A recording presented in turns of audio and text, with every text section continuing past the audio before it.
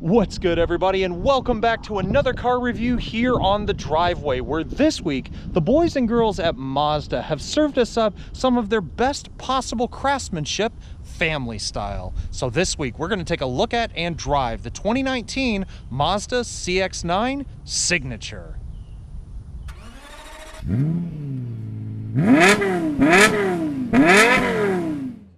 Alrighty folks, so let's get this show rolling. And step number one, as always, you guessed it, we are going to start this baby up. But before we get to that, I did want to mention one of my more favorite features, at least on the exterior of this new CX-9. Now, most Mazda cars have LED headlights with the LED daytime running lights, and in this case, it actually has a light bar that runs along the lower part of the grille. Now, the reason why I mentioned that feature so early on is because when you leave this car's headlights in the automatic setting, just simply unlocking the car can actually turn on all of the lighting system. So we'll just go ahead and do that real quick and you'll see what I mean.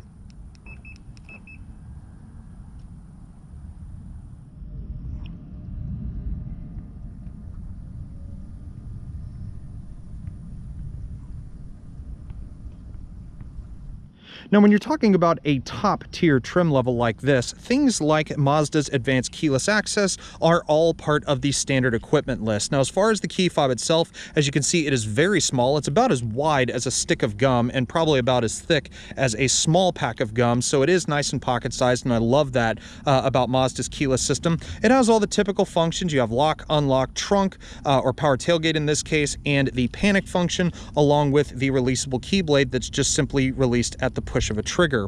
Now, unlike some of the competitors to the CX-9, this car does not have any touch pads for locking and unlocking. Instead, you have one simple button for the driver's door and one on the front passenger door as well.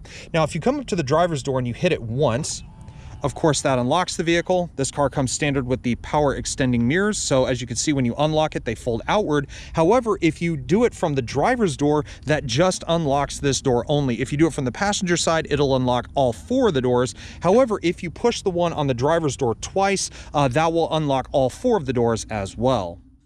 Now, as you would expect with any keyless access system, it's a very simple process to get this thing moving. All you have to do, just have the key anywhere in the vehicle, foot on the brake pedal, and in this case, up here on the engine start button, there's actually a little light that will turn on when it recognizes the key. So when I put my foot on the brake pedal, as you can see, it recognizes the key and turns green. And after that, just simply hit the engine start button and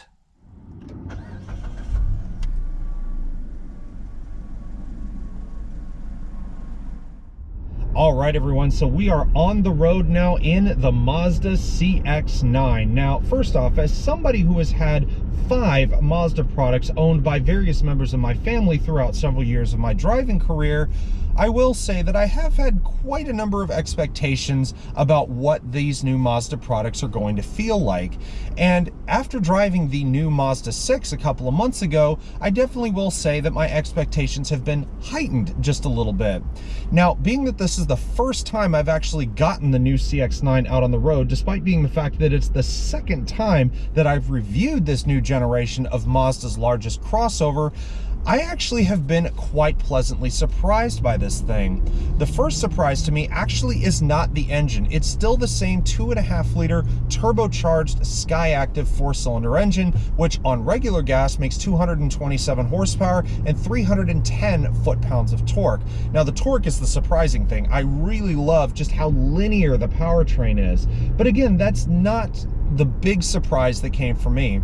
This thing has 3 rows of seats and capabilities for hauling 7 people, and it feels incredibly agile out on the road. I mean, yes, it's not meant to be a Mazda Speed 3. It's not meant to carve the canyons, but I'm just shocked how Mazda can actually inject just enough of that zoom sports car kind of fun-loving nature into such a large vehicle.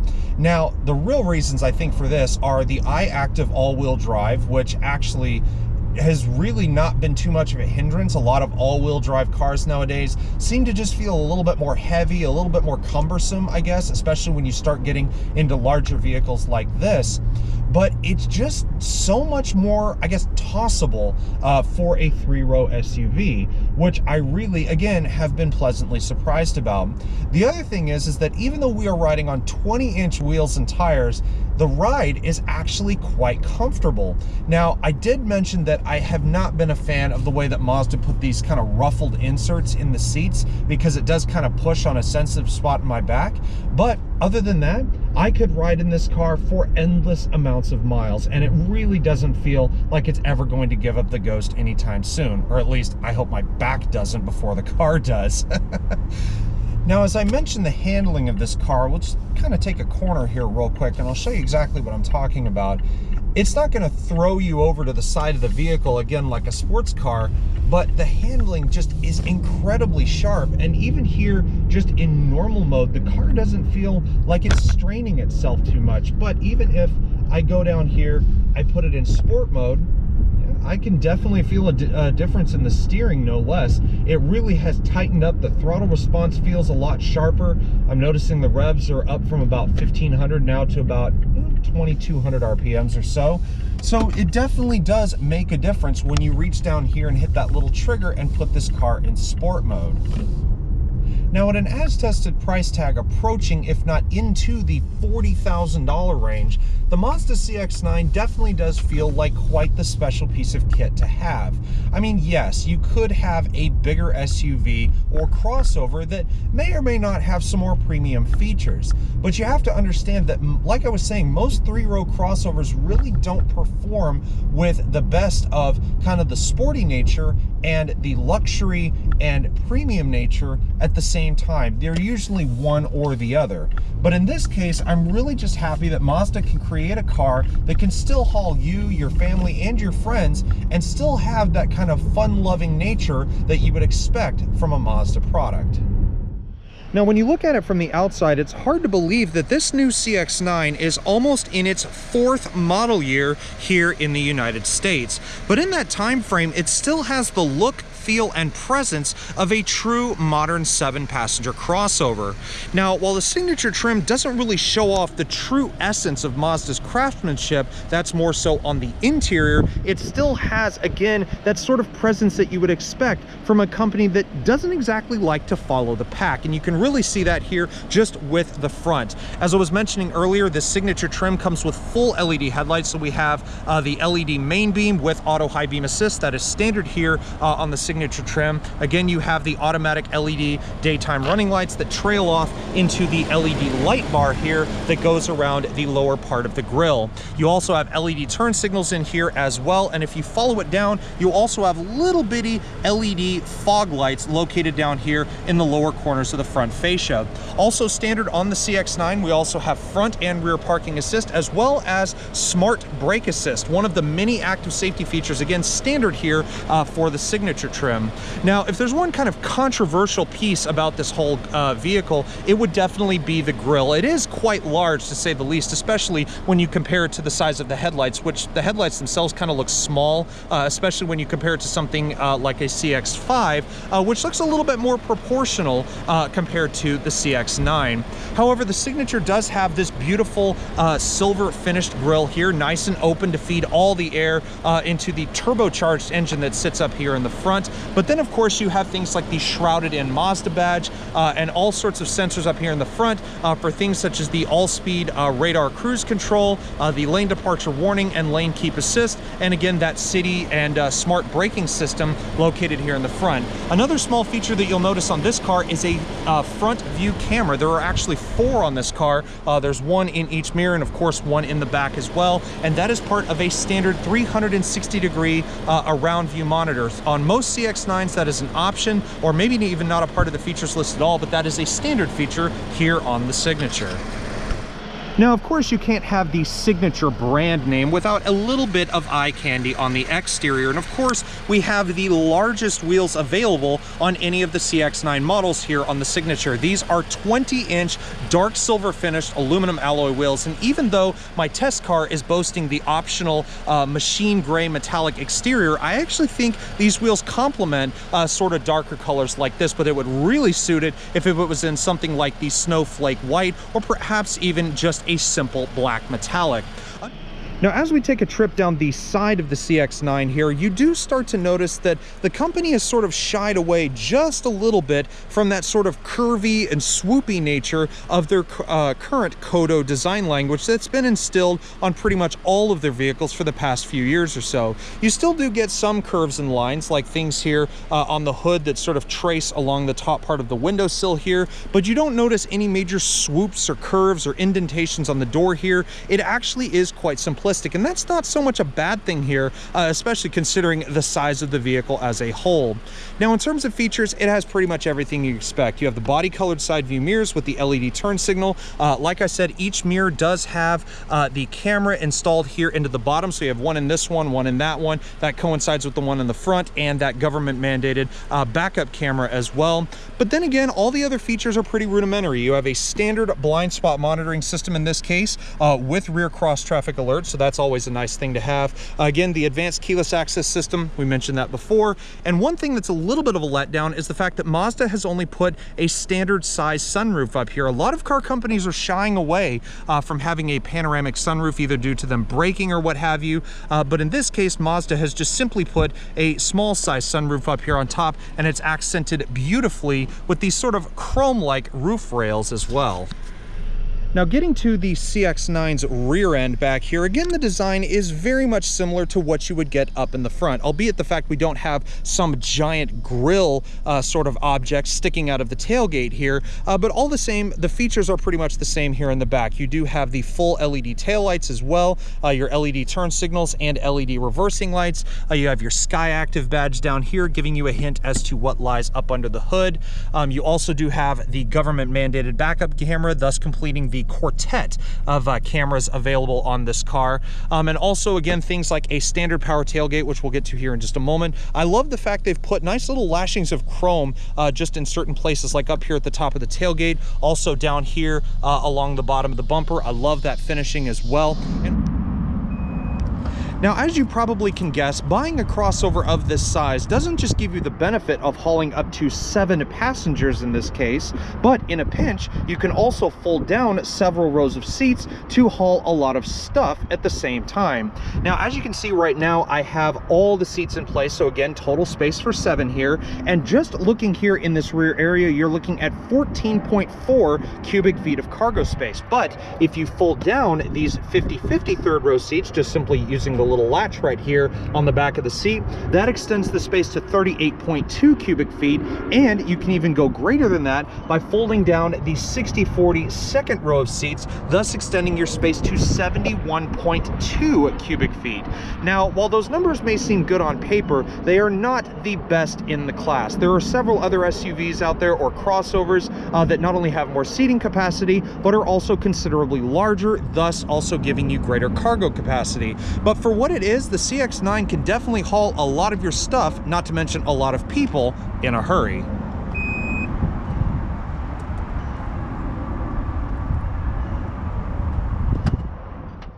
Now, while the signature trim's exterior may not give you too much of a hint as to why this SUV bears such a premium namesake, it's once you actually get inside of this vehicle that you really start to see why this thing is called the signature. And you start with the interior color. It is just for the signature trim, and it is known as Auburn. It's this beautiful mahogany brown, and it really does set off even this beautiful machine gray exterior that we have on my test car, and it just feels a lot more upscale. In fact, I would go so far as to say that this is one of the best non-luxury crossover interiors that I've ever had the pleasure of spending time in.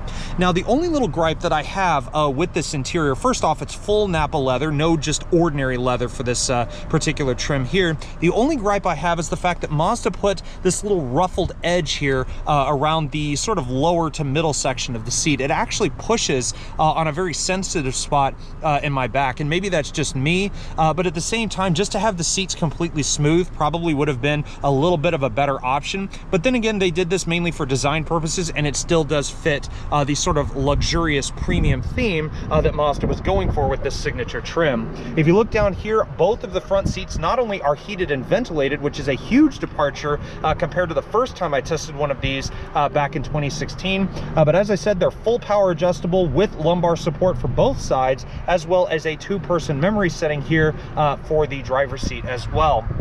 If you come around here to the door, not only do you have this beautiful rosewood accent trim, which is actual genuine wood, by the way, so no skimping on aesthetics here, but you also have all your typical functions, your power mirrors, power door locks, power mirrors, and you also have the function, if you twist the mirror dial all the way around, you can actually fold the mirrors in completely by themselves, so that's not just a feature reserved for unlocking and locking the vehicle.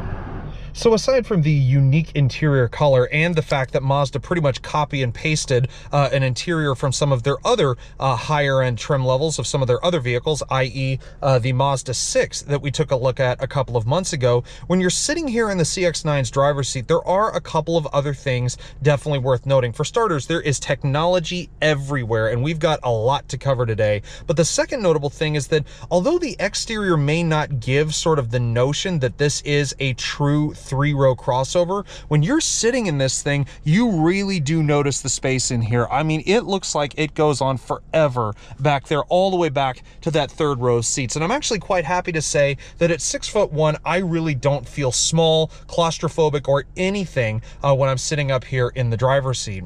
Now, starting on the features list, specifically with what you've got here in front of you, you have the traditional 3-spoke leather trim steering wheel, as you would totally expect, and it is also adorned with all the features you would totally come to know. Things like the radar cruise control, your hands-free radio functions, hands-free Bluetooth, and voice recognition, just to name a few. There is one little notable thing that I found kind of funny, which is that although the bottom of the steering wheel has this nice little silver piece on it and gives the illusion of being a total split-spoke wheel, there actually is a little piece of plastic here in the bottom. I actually thought at one point the bottom of the steering wheel actually had the split go all the way through, but now Mazda has filled that up with a little plastic piece here in the bottom, but really that's nothing too much to complain about. On the subject of the wheel itself as well, I really do love the stitching. Again, going back to that air of quality that I was talking about earlier, you look at the interior rim of the steering wheel, and if you've seen any of Mazda's commercials, you know that this is all hand sewn, and it just looks absolutely gorgeous. So you could really say that each CX-9 signature does have sort of that hand-built feel, aside from all the other technology that you see in here. Now, speaking of other tech, again, up here on the stock, you have your automatic headlights and LED fog lights. Over here, you have your intermittently timed wipers, also including the one that goes across the rear windshield. And finally, as you come over here to the far left, you do have a couple of other buttons worth mentioning.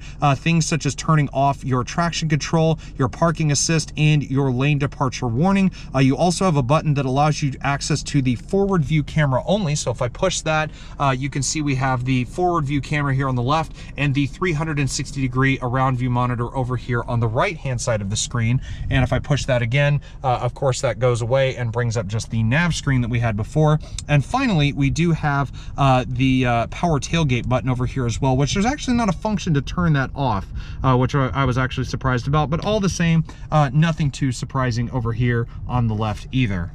So now looking over here into the center of the CX-9's cockpit, the first thing we are greeted with is the 8-inch high-definition multimedia display, and of course it is housed inside this huge tablet-like projection. Now at first I called this tablet thing completely ugly. I didn't like it. It looked like someone drilled a hole in the dash and stuck an iPad down in there, but after driving several vehicles, including this one, that have these sort of tablets here on the dash, I realized there is one big benefit, and that is it is right in your line of sight as you're driving. It's not fixed so deep into the dash that you have to mess around with it while you're driving. Everything is super easy to read, and this one is probably the easiest system that I've used on the market in recent times. Couple that with the fact, speaking of visuals, my tester does also have the factory heads-up display up there at the top of the dash, the controls for which you can actually go into here in the display. Everything is just so visual in this car, not just the interior color. I mean, everything technological definitely does feel more upscale.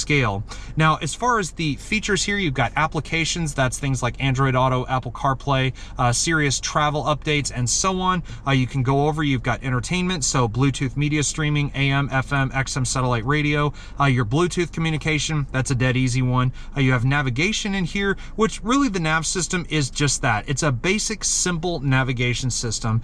You can go anywhere between 2D and 3D, so you can look at it from more of a top-down perspective, but quite frankly, I like this 3D 3D version. It just makes it feel a little bit nicer, to be specific. But then if you go over even further, you just have generic vehicle settings, general information settings, so really nothing too drastic or out of the ordinary there.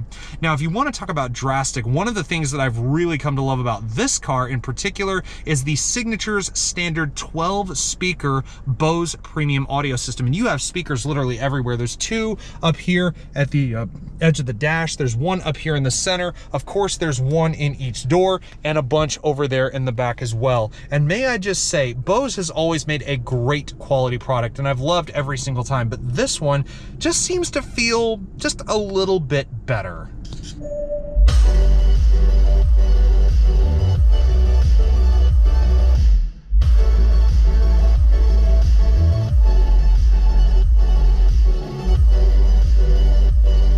All right, so now that we've gotten done banging our head around to some beautiful music with that Bose audio, let's talk about the climate controls, because it is still quite hot here in Houston, and there is one big benefit to this climate zone, or this climate control, that I can already talk about already, and I mentioned it before, but it's the fact that Mazda included ventilated seats in this car. When I first tested one of these in 2016, it only had heated seats, which was a big letdown for me, especially considering the price point that Mazda has put this signature trim at. But like I said, you've got heated and ventilated functions for both the front occupants. You've got automatic AC inside your driver's side temperature control, and the sync button over here on the far right. So that means you can operate the temperatures independent of each other, or you can operate them both at the same time. The other buttons are pretty rudimentary. Front and rear defrost, air conditioning recycling, sending the air conditioning to the rear with the climate zone fixed to the back of the center console, as well as the button to turn the system off completely. Also, you have your fan speed in the middle, climate zones over here on the right, and the AC button itself over here on the lower left. Now, once you get down from the climate zones, you'll notice a pretty sizable cubby down here. As you can see, I have the key to the car resting down there as well, but it actually has a wireless charger built into this area right here, so that's definitely a much more nice modern feature, to say the least, before you get here to the entire center console. Now, I was talking first about that control station earlier for the Mazda Connect system that is all down here at the back of the center console. So all your buttons are pretty easy to work with. You have your nav button, the button to go home, as well as the audio functions. The star button here actually allows you to favorite different functions within the Mazda Connect system, so that's actually kind of cool to have, as well as the back button. And then of course you have the little click wheel, so you scroll it left, that scrolls left, scroll it right, it turns right, and then to select something, you simply push down on it in the middle. And then if you want to turn on or off your radio, you have your little volume knob just over here off to the right. So now getting back to the powertrain for just a second, let's talk about this car's transmission, because just like the engine in this vehicle, the transmission is just as unique to the Mazda brand. It is a 6-speed Skyactiv-G automatic transmission. Now again, this puts the power to the ground through the iActiv all-wheel drive system, and it also does come with a sport mode, which I've actually been using quite a bit. And it really does make this feel like not so much a typical 3-row crossover. It really does inject sort of that sporty flavor that a lot of Mazda owners have come to expect. So when you pull the gear shifter back, you can put it over into manual mode, engage sport, put it down a couple gears, and you really will be surprised. So in manual mode, you can push up to go down a gear, pull back to go up a gear, and then of course it has all your other typical functions, including the backup camera when you put it in reverse here. As you can see, it comes up on the screen up here. Unfortunately, it does not include trajectory, which is a bit of a letdown, but then again, it does have a nice wide field of vision, which is definitely a nice plus for me. You also do have the automatic door locks here, but unlike before with some of the other cars we've tested, they only activate once the car is in motion. As you can hear, when I put it in gear, they don't do anything. So that is a little bit of an interesting feature for the auto door locking mechanism, to say the least. So now finally finishing everything off here for the center console, you do have a nice split level center armrest here in the middle, and it actually comes with 2 separate triggers, so you can actually open up each side individually. You have 2 USB ports and an auxiliary jack in there, as well as the SD card slot for the navigation card. But you may also notice that aside from the fact I have a very long phone charging cord here, there actually is another one hidden down there on the floor. If you look down in the passenger passenger's footwell, there actually is a 12-volt 120-watt socket actually hidden in the passenger side footwell, which is a very, very unique feature nonetheless. So you not only have the 2 USBs up here, but in case you want a little extra charging power, you could stick a nice charging port down there in the passenger's footwell as well.